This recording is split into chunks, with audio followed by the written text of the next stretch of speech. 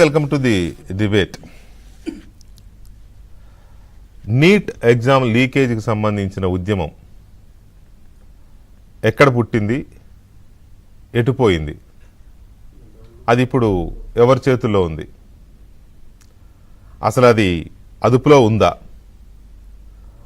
నిన్న రాహుల్ గాంధీ ప్రధాని మోదీ ఇంటి దగ్గర ధర్నా చేయకపోతే, 4 గంటలు పెట్టి ధర్నా చేయకపోతే, ఇవాళ బీజేపీ కాంగ్రెస్ పార్టీలు దేశవ్యాప్తంగా ఒకరిపై ఒకరు రాజకీయము లేకపోతే రాళ్ల దాడు ఏదో కర్రల దాడు చేసుకోకపోతే, మొన్న ఢిల్లీలో జరిగిన కాక్రోచ్ జనతా పార్టీ ఆధ్వర్యంలో జరిగిన ఆ ర్యాలీ, ఆ ఉద్యమంగా చెప్పబడే ఆ ర్యాలీ, అది ఎటు దారి తీసేది?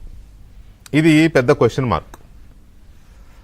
రాహుల్ గాంధీ ఎందుకు చేశారు, ఏం చేశారు అనే విషయాన్ని పక్కన పెడితే, ఇవాళ చాలామంది మాట్లాడుతున్న మాట, రాహుల్ గాంధీ నిన్న చేసిన ధర్నా వల్ల బీజేపీ సంగతి ఏమో కానీ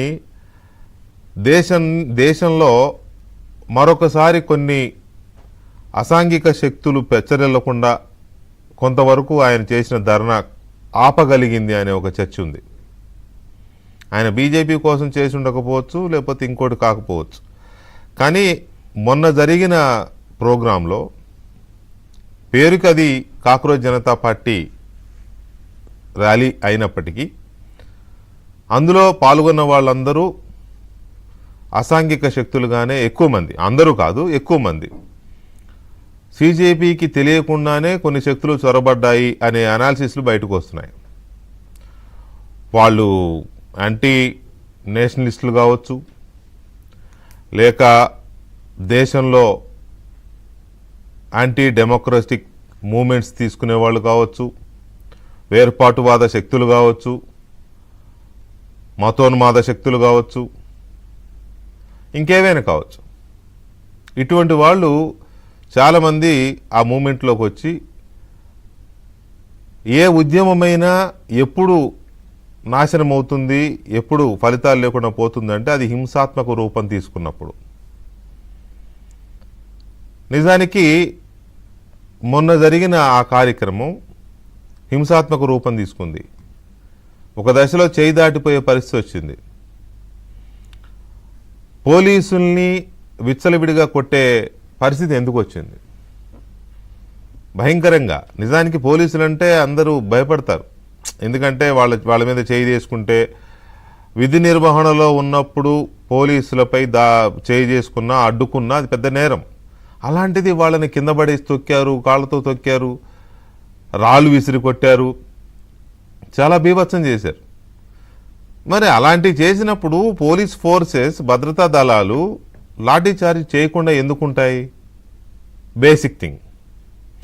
తర్వాత రాజ్యాంగం చేతిలో పట్టుకుని తిరుగుతున్న సీజేపీ అభిజిత్ దీప్కే కానీ వాళ్ళ నాయకులు కొంతమంది కానీ, నాకు చేతిలో రాజ్యాంగం చూడవచ్చు మీరు.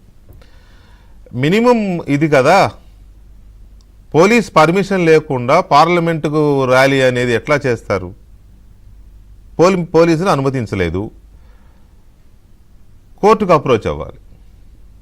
కోర్టుకు వెళ్ళి మాకు పోలీసులు అనుమతి ఇవ్వడం లేదు, మాకు అనుమతి చాలా ఈ దేశంలో చాలా ర్యాలీలు, చాలా ధర్నాలు, చాలా ప్రదర్శనలు పోలీసులు అనుమతించకపోతే కోర్టుకు వెళ్ళి కోర్టు నుంచి పర్మిషన్ తెచ్చుకుని చేసినవి చాలా ఉన్నాయి. మరి వీళ్ళు ఎందుకు వెళ్ళలేదు అనేది బిగ్ క్వశ్చన్. పోలీసులు అనుమతి లేకుండా అక్కడ దాకా ఎందుకు అంత ధైర్యం చేసి, పైగా ఇన్ని వేల మందిని మొబిలైజ్ చేశారు అంటే ఇది అభిజిత్ దీప్కే వల్ల అయ్యే పని కాదు. ఎందుకంటే అతను కలకత్తాలో ఏదో చేద్దామని వెళ్తే 100 మంది కూడా రాలేదు. ఆ 100 మందిలోనే అతనిపైనే దాడి జరిగిన పరిస్థితి చూసాం. దాడి ఇన్ ద సెన్స్ అతను అడ్డుకునే ప్రయత్నం. అలాంటిది ఇక్కడికి ఇన్ని వేల మంది వచ్చారంటే దీని వెనక ఖచ్చితంగా వేరే వేరే పొలిటికల్ పార్టీస్ కానీ, ఇందాక నేను చెప్పిన ఫోర్సెస్ కానీ ఏమన్నా ఉండాయనేది ఒక అనాలిసిస్ ఉంది. తర్వాత వాంగ్చుక్, ఈయనకు సంబంధించి చాలా స్టోరీలు బయటకు వస్తున్నాయి. ఆయన ఎందుకు అలా చేశాడు, అసలు ఆయన బ్యాక్గ్రౌండ్ ఏంటి, వాళ్ళ నాన్నగారికి ఎంత మంచి పేరుంది, ఆయన కాంగ్రెస్లో మంత్రిగా కూడా పనిచేశారు. అలాంటి ఆయన పేరు చెప్పుకొని ఈయన చేస్తున్న అరాచకం ఏంటి, ఈయన మొదటి భార్యకి సిఐఏకి ఉన్న సంబంధం ఏంటి, ఆ తర్వాత విడాకులు తీసుకున్న తర్వాత ఇప్పుడు రెండో భార్యగా ఉన్న ఆమె ఈయన కలిసి ఈ ఉద్యమంలో ఎలాంటి పాత్ర పోషించారు, ఇవేవో రకరకాల అంశాలు తెర మీదకి వస్తున్నాయి. సో ఓవరాల్గా చూసినప్పుడు నీట్ ఉద్యమం, నీట్ గొడవ, నీట్ లీకేజ్ పైన ఉన్న ఆందోళన ఎక్కడ మొదలై ఎక్కడికి వెళ్ళింది, దీంట్లో ఏ ఏ శక్తులు ఎలాంటి పాత్ర పోషించాయి, ఇవాళ మాట్లాడుతున్న వాళ్ళు లాఠీ చార్జ్ చేశారు, వాళ్ళు అది చేశారు, ఇది చేశారు, విద్యార్థులను కొట్టారు అంటే అక్కడికి విద్యార్థులు ఎక్కడొచ్చారు? ఇది పెద్ద క్వశ్చన్గా ఉంది. విద్యార్థులు ఒక 20% వచ్చి ఉంటారు, ఒక 30% వచ్చి ఉంటారు, మిగతా వాళ్ళంతా నో. జిప్పు తీసి అంగం చూపించే వాళ్ళు విద్యార్థులు అంటే మనం చేయగలిగింది ఏం లేదు. పోలీసుల్ని కింద పడేసి కాళ్ళతో తొక్కి చేసేవాళ్ళు అంటే అంత ధైర్యం విద్యార్థులు చేయరు. పోలీసుల్ని కాళ్ళ కింద పడే తొక్కాడు ఎంత ధైర్యం విద్యార్థులు చేస్తారని నేను అనుకోను. ఎందుకంటే వాళ్ళకి భవిష్యత్తు ఉంటుంది. కేసులు అయితే కెరీర్లో ఎందుకు పనికి రాకుండా పోతారు, ఆ విషయం వాళ్ళకి బాగా తెలుసు, పేరెంట్స్కి బాగా తెలుసు. అట్లా నిలబడి కొట్టని చూసుకుంటా అనే ఇది విద్యార్థులు చేయరు.